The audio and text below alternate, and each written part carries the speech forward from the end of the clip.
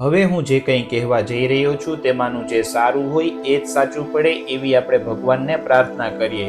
17મી જાન્યુઆરીથી મકર રાશિમાં 4 ગ્રહોની યુતિ થઈ છે। તેના કારણે જાન્યુઆરી અને ફેબ્રુઆરી મહિનામાં મોટી ઘટનાઓ ઘટી શકે છે। મકર રાશિ પૃથ્વી તત્વ રાશિ છે, આથી ભૂકંપ આવવો, જ્વાળામુખી ફાટવો કે સુનામી આવવાની ઘટના ઘટી શકે છે। મંગળ અને સૂર્ય હાલ યુતિમાં છે, આથી યુદ્ધ, હિંસા, વિસ્ફોટ, આગ વગેરે પ્રકારની ઘટના ઘટી શકે છે। સૂર્ય સાથે યુતિમાં રહેલો મંગળ તેની ઉચ્ચ રાશિમાં હોવાથી સરકાર દ્વારા મોટા નિર્ણયો લેવાઈ શકે છે, મોટું એક્શન લેવામાં આવી શકે છે।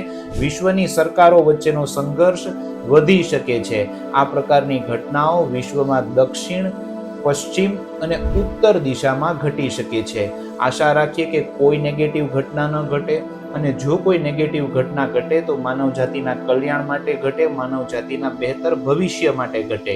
જો આ રીલ તમને ગમી હોય તો લાઈક કરો, કોમેન્ટમાં જય શ્રી કૃષ્ણ લખી દો, આ રીલ તમારા મિત્રો સાથે શેર કરી દો અને અમારું પેજ ફોલો કરો। જય શ્રી કૃષ્ણ।